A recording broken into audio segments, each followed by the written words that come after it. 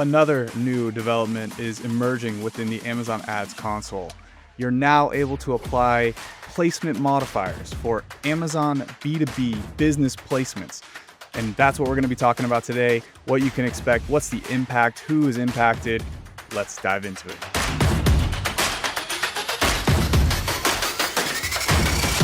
All right, Andrew, you run a business, I run a business. We both also work together on a third business. Have you ever used the business.amazon.com URL to do your Amazon shopping? That's a great question, Steven. And the answer is a very quick no. I'm probably not the target audience for utilizing Amazon Business because I don't need a whole lot of stuff to do my business. I don't have materials like other types of businesses do that I'm repurchasing or buying things in bulk. All of my work is pretty much done on the internet using different softwares and things like that. So buying physical products and things like that is not something I'm typically doing on Amazon. You sometimes buy things like think about it, like for me, the True, couch true. in the background. I bought that. That was a business expense for me. I bought that on Amazon. You've probably bought several business items for True. Nebula PPC. Yeah, this mouse, Yeah. keyboard, the mics, all that. Yeah, So we make business purchases on Amazon. true. But do you use the Amazon business specific shopping No, but experience? maybe I should. Maybe I should. I don't know. I'll tell you, you shouldn't, because back when it was like 4 years ago, but like when Amazon Business was first kind of coming out, and I was trying to learn more about it. I was trying to see what the shopping experience looked like, and so when I went to the Amazon Business site, it said you need to convert your Amazon account to a business account. And if you convert it to a business account, there's no going back. It is a one-way door. So you go and you're locked in for life as an Amazon business account, which basically completely changes the search results for you. And I did not like that experience, so I literally had to create a new Amazon account for my business to go back to the normal search page. But essentially, what they're trying to do with the business is it's primarily for uh, large businesses. I think the best example is home builders, mainly just because I have a client that is in the home improvement space. And so if there are home builders, like if you are a contractor and you're doing this massive project where you're building, 400 homes in a new development area, and let's face it, Amazon's a great place to buy even for these large purchases. Yes, you could go in person to Lowe's or whatever, but if you're trying to get these big secure deals, when you buy in bulk, you can get nice discounts. And so that's where the Amazon business site comes in. It's usually having some bulk offers or special offers to these large buyers that can come in and, find some.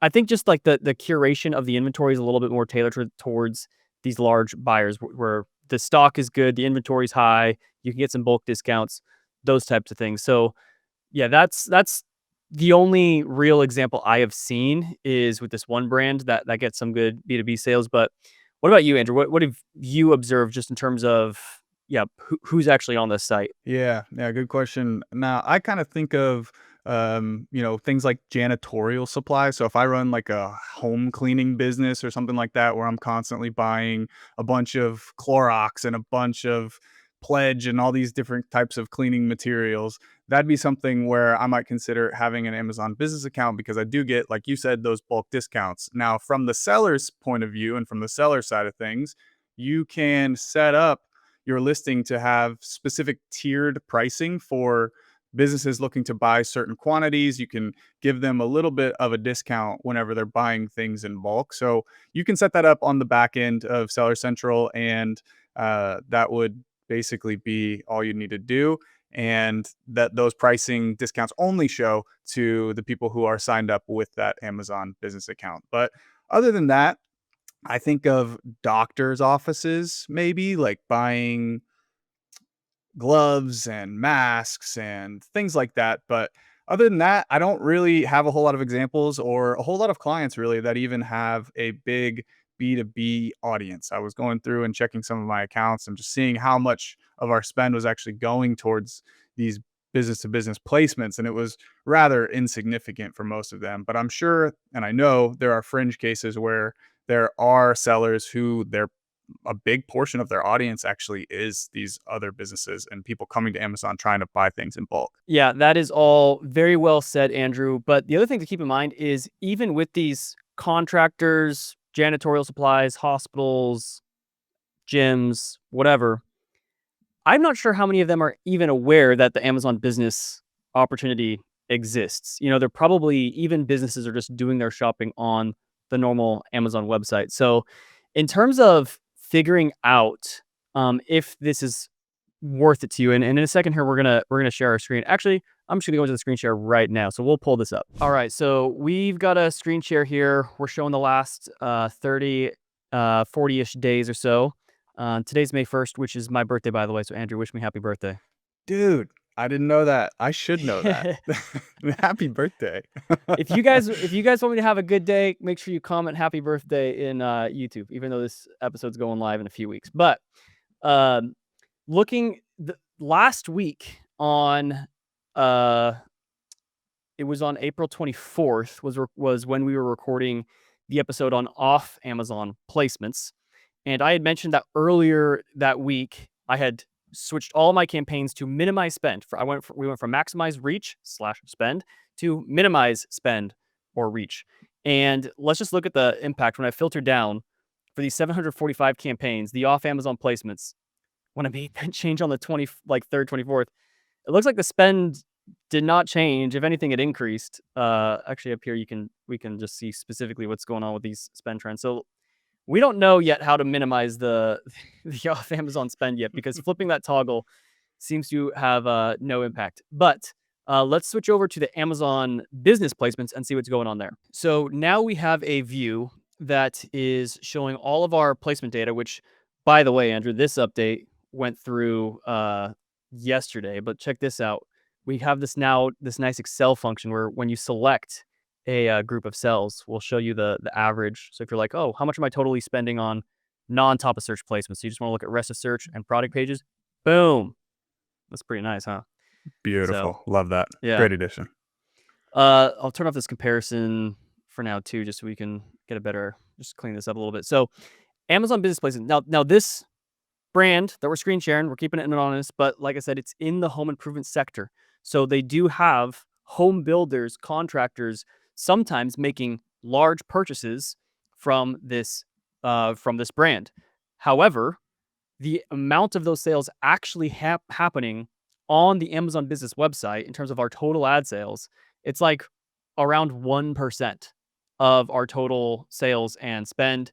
It is a slightly better conversion rate than product pages, but it's not necessarily better than rest of search and top of search.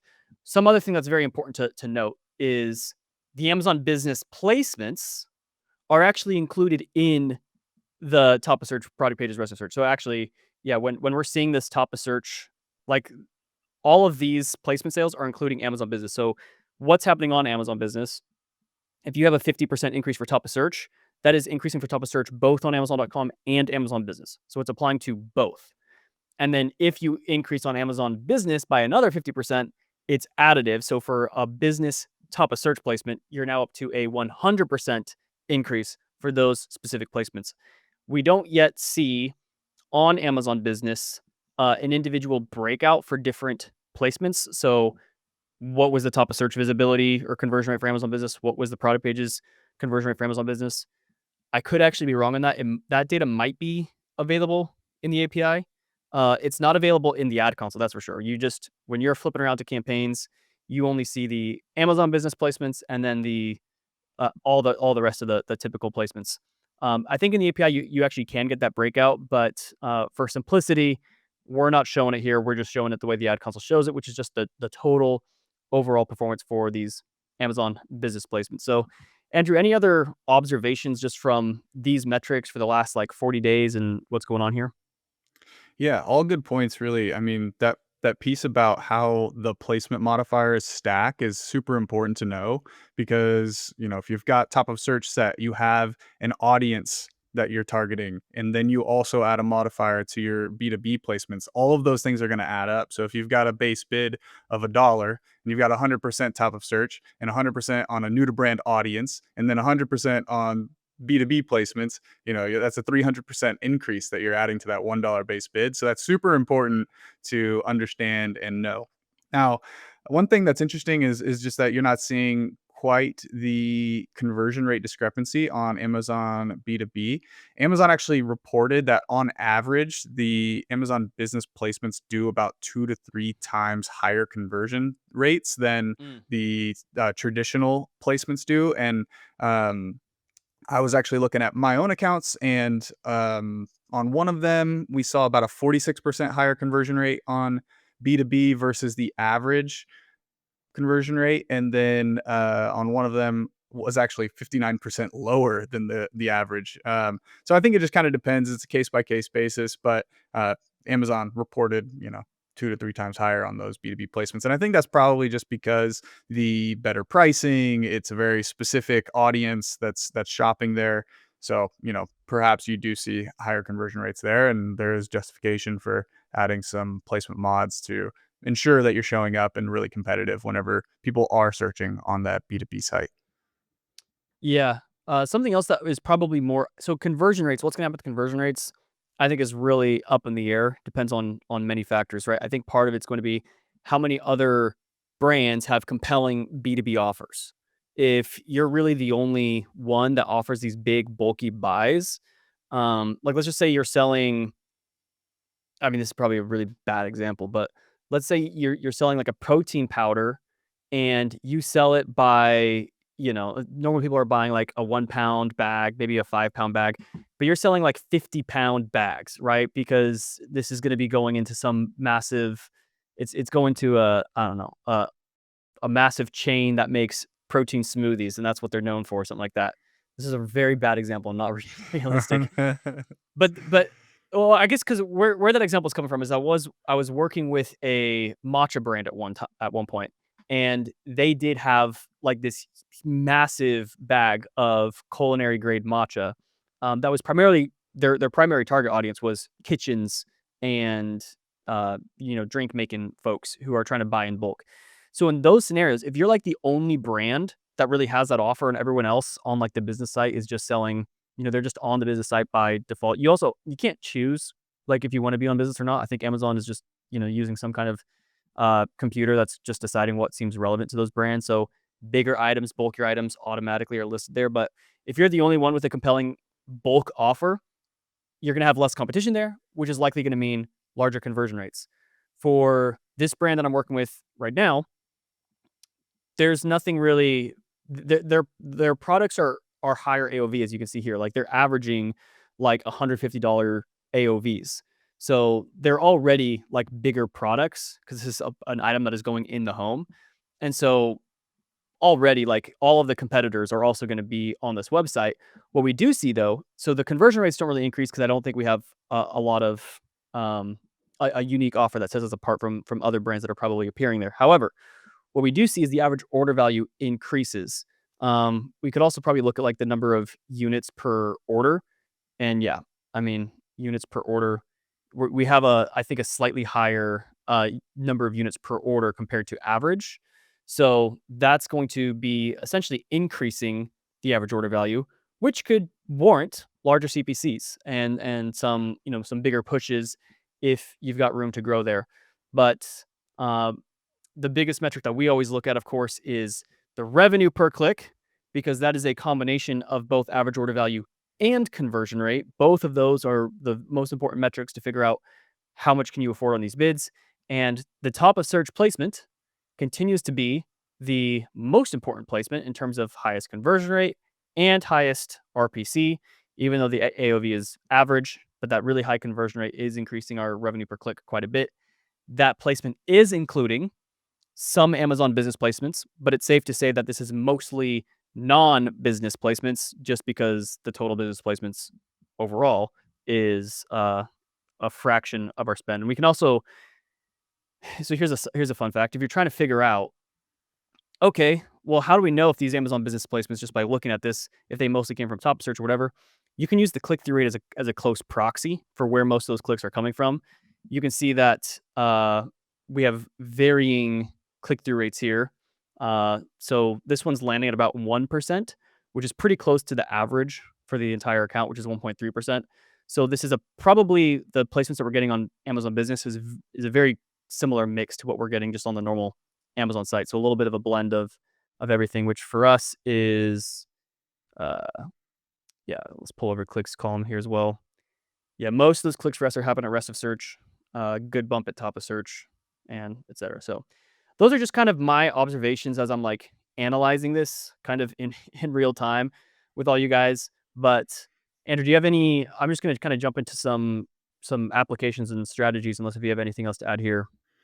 No, I think the only other thing I was gonna say on this is that, um, this is we're all talking about sponsored products and these business placement modifiers and things like that became available just for sponsored products, but they did also release a sponsored display targeting feature where you can start targeting B2B audiences. So you can uh, specifically target B2B owners or like procurement professionals was I think the other one. So just another important piece to know if you are a B2B seller and looking to really hone in on that targeting and hit those B2B professionals, there are other ad types where you can get a little bit more refined and hitting those audiences as well. But that's all I had to add. Yeah. Now let's talk about strategy. What should your adjustments be for Amazon Business? For 99.9% of our listening audience who wants to be always on the leading edge or the bleeding edge, which I learned both of those are appropriate. I was trying to figure out which one is it. It's both, or the cutting edge. But whoever's trying to be on the forefront of innovation and thinking that this is an opportunity to jump on this, grow your sales before anybody else gets on it, capture that momentum, that early mover advantage. I have bad news for you. It's probably not going to be very impactful and worth your time to put a ton of thought and just hours into figuring out how to make these placements work. Because for this brand, as you can see, without any placement adjustments on Amazon Business, the target ACoS for this account's around 15%. So we're already kind of hitting that. So it's already naturally kind of optimized. And that's just because the performance that we're getting in this case happens to be pretty similar to everything else. So it's pretty optimized. If I saw that let's just say I saw my conversion rate was double what it normally is, and the ACoS is super low, and I think there's an opportunity to increase there, then you could come and just say bulk set placements to like a 25 or 50% increase. You would essentially want to be doing it based on however much better those conversion rates are relative to all of your non-business placements, which to figure that out is a little complicated. You'd have to like take the totals and then subtract just the Amazon business placements to get to your non-business placements and figure out what those totals are. So you take your business placements and then your non-business placements, figure out how much better are those conversion rates doing, and then you could maybe add an increased modifier there by that much. And then just depending on how much like spend you're getting on those placements, you might need to reduce your base bids a tiny amount. But again, I would not worry too much about that. It's just going to be a lot of time and energy, and that time and energy would be better spent elsewhere. This is one thing Andrew and I were talking with a Discord member about, which, by the way, if you haven't joined the Discord yet, join so we can have these ongoing conversations. It's free to join. It's just a community of PPCers, and Andrew and I are there with the AdLabs devs, and we just hang out with people and talk strategy. But someone was getting really in depth into all of these like weird technical, cutting edge strategies. And I jumped on a call with them and I looked at their account. I was like, bro, how about you first just like get good keywords? Because right now, half your keywords are completely irrelevant because like your harvesting strategies are stupid. And I didn't say stupid, but you have bad harvesting strategies, bad negating strategies, bad bidding strategies. Like these are the lowest hanging fruits that are responsible for 90% of your overall performance. So don't sink 20 hours into a tactic that's really inconsequential for you when you're missing you're missing the forest for the tree or whatever however the expression goes.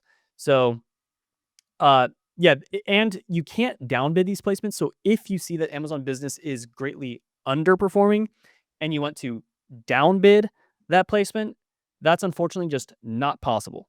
You can't go negative on those placements, and there's no opportunity to increase specifically for non-business placements. Because if that was an option, that would be a workaround. You could just reduce the base bids and then increase for non-business placements, but we don't have that either. So there's absolutely no way to reduce spend on business, because you can only increase for these three placements, which is inclusive of the business placement. So you can't reduce the spend there. For most people, the spend's already low. You can only increase there. So if you're seeing a really high conversion rate and a really low ACoS and you want to increase there, go for it. Yep, all very well said. So it's going to be a case by case basis. You're going to have to go through, analyze your data, and figure out whether or not business placements are actually producing anything for you. And then from there, you can decide whether to actually apply that modifier, whether it's necessary or not. And so I imagine for a majority of people, it's not. And in my case, for all the clients I'm working with, it's not. It's not worth the effort. It's not worth the additional attention. It is something to just check in on. It's a new feature. It's got a lot of buzz behind it, and people are interested in it. So might as well look into it, check into it.